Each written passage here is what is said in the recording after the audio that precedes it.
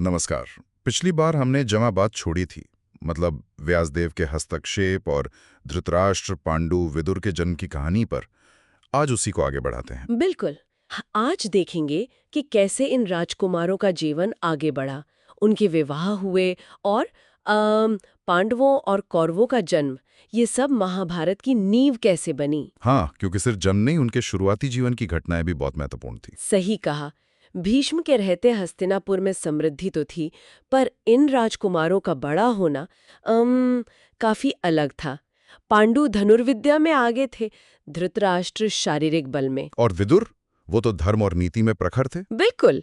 लेकिन राजा तो पांडु ही बने। हाँ, क्योंकि धृतराष्ट्र नेत्रहीन थे और विदुर मतलब दासीपुत्र होने के कारण उस पद के अधिकारी नहीं थे। पर क्या इससे कोई मनमुटाव शुरू हुआ?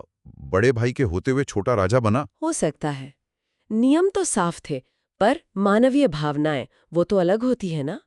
खैर, अगर विवाहों की बात करें तो गांधारी का प्रसंग वो तो अद्भुत है। हाँ, राजा सुबल की पुत्री, उन्हें शिवजी से 100 पुत्रों का वरदान मिला था, है ना? हाँ, और जब उन्हें पता चला कि उनके होने वाले पति धृतराष्ट्र देख नहीं सकते, तो उन्होंने खुद ही आजीवन आंखों पर पट्टी बांध ली। शकुनी उन्हें हस्तिनापुर लाए थे। ये फैसला आज भी सोचने पर मजबूर करता है। क्या ये सिर्फ पतिव्रता धर्म था या कुछ और, जैसे अपने पति की कमी को साझा करना। ये एक दिलचस्प दृष्टिकोण है। ये उनके चरित्र की दृढ़ता तो दिखाता है, पर इसके परिणाम वो गहरे हुए। अच्छा, दूसरी तरफ थी कुंती।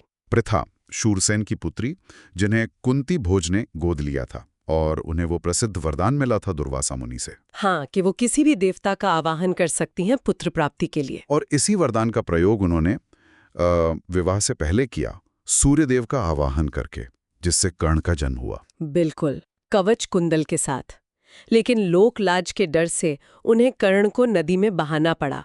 बाद में अधिरथ और राधा ने उनका पालन पोषण किया। ये वरदान एक तरह से दोधारी तलवार था, है ना? बाद में स्वयंवर में उन्होंने पांडु को चुना। सही कहा। शक्ति अक्सर जिम्मेदारियां और मुश्किल चुनाव साथ लाती है।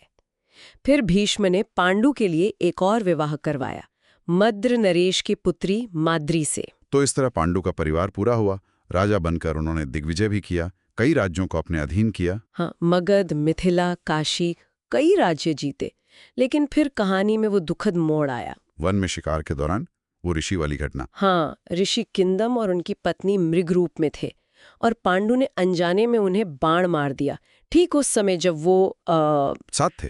और मरते हुए ऋषि ने वो श्राप दिया। बिल्कुल, श्राप कि जब भी पांडु अपनी पत्नी के साथ संभोग करेंगे, उनकी मृत्यु हो जाएगी। इस एक घटना ने जैसे सब उलट पुलट दिया।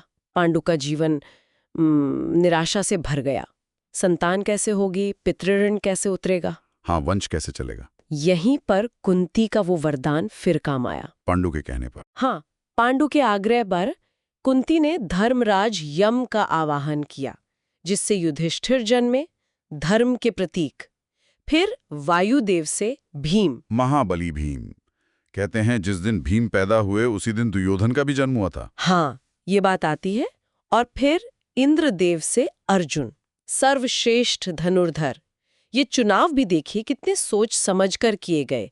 धर्म, बल और युद्ध कौशल। भीम के बचपन की शक्ति का भी जिक्र आता है, कोई चट्टान तोड़ने वाला किस्सा। हाँ, ऐसे प्रसंग हैं जो उनकी असीम शक्ति दिखाते हैं। बाद में कुंती ने यही मंत्र माद्री को भी दिया। अपनी इच्छा से या पांडु के कहने पर? पांडु की इच्छा थी कि माद्री को भी संतान हो, तो कुंती ने उदारता दिखाते हुए मंत्र बताया। माद्री ने अश्विनी कुमारों का आवाहन किया और नकुल व सहदेव जन्मे, जो अत्यंत रूपवान थे। बिल्कुल। तो ये 5 पांडव हुए। लेकिन हस्तिनापुर में गांधारी के साथ जो हुआ वो बिल्कुल अलग था। हाँ, वो 2 साल का गर्भ और फिर कुंती के पुत्र जन्म की खबर सुनकर ईर्ष्यावश या कहिए दुख में उन्होंने अपने पेट पर जोर से मारा, जिससे गर्भ गिर गया, एक मांस के लोथड़े के रूप में। ये कल्पना करना भी मुश्किल है। फिर व्यासदेव आए। हाँ, व्यासदेव का हस्तक्षेप यहाँ भी हुआ। उन्होंने उस मांस पिंड के 100 टुकड़े करवाए और उन्हें घी से भरे 100 घड़ों में रखवा दिया। एक और टुकड़ा था जिससे पुत्री हुई और उन्हीं से 100 कौरवों का जन्म हुआ। दुर्योधन सबसे पहले? हाँ, दुर्योधन पहला पुत्र, लेकिन उसके जन्म के समय बहुत अपशगुन हुए। कहते हैं वो गधे की तरह रेंका, गीदड़ और कौवे चिल्लाने लगे, तेज हवाएं चलीं। अशुभ संकेत। विदुर ने तो कुछ कहा था इस पर। विदुर ने तुरंत सलाह दी। उन्होंने कहा कि ये बालक कुल का नाश करेगा, इसका त्याग कर देना चाहिए। पर धृतराष्ट्र पुत्र मोह में अंधे हो गए ना, है ना? उन्होंने नहीं मानी सलाह। बिल्कुल, यही वो मोह था जो शायद उनके शारीरिक अंधेपन से भी बड़ा साबित हुआ। बाद में 100 पुत्र और एक पुत्री दुशाला का जन्म हुआ, और एक वैश्य सेविका से भी धृतराष्ट्र को एक पुत्र हुआ, युयुत्सु। तो कुल मिला के 101 पुत्र और एक पुत्री। हाँ, अच्छा, कहानी के अंत की ओर बढ़ें तो पांडु की मृत्यु, हाँ वो श्राप फलीभूत हुआ। हाँ, वसंत ऋतु थी, वन में घूम रहे थे, माद्री साथ थी। पांडु उनके सौंदर्य पर मोहित हो गए और श्राप को भूलकर वो माद्री के साथ प्रणय में लिप्त हो गए और श्राप के कारण उनकी मृत्यु हो गई। बिल्कुल। माद्री ने फिर खुद को दोषी माना। कुंती और माद्री दोनों विलाप कर रही थीं। और माद्री ने सती होने का फैसला किया। हाँ, उन्होंने कहा कि पांडु की इच्छा उन्हीं के कारण अधूरी रह गई और शायद वो कुंती के पुत्रों का, मतलब युधिष्ठिर, भीम, अर्जुन का वैसा ध्यान न रख पाए जैसा कुंती रखेंगी। ये बहुत ही जटिल और दुखद स्थिति थी।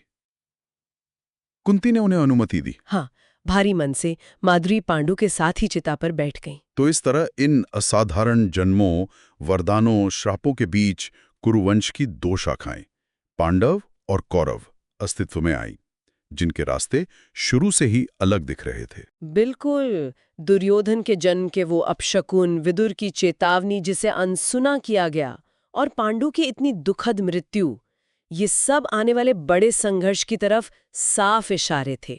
यहाँ सोचने वाली बात ये रह जाती है कि क्या इन सब का भाग्य जन्म के साथ ही लिखा जा चुका था, वरदानों और श्रापों ने तय कर दिया था, या फिर ये व्यक्तिगत चुनाव थे? ईर्ष्या, मोह, महत्वाकांक्षा, इन्होंने उस नियति को गढ़ा। ये सवाल ही महाभारत को हमेशा प्रासंगिक बनाए रखता है ना? सोचने का विषय है ये।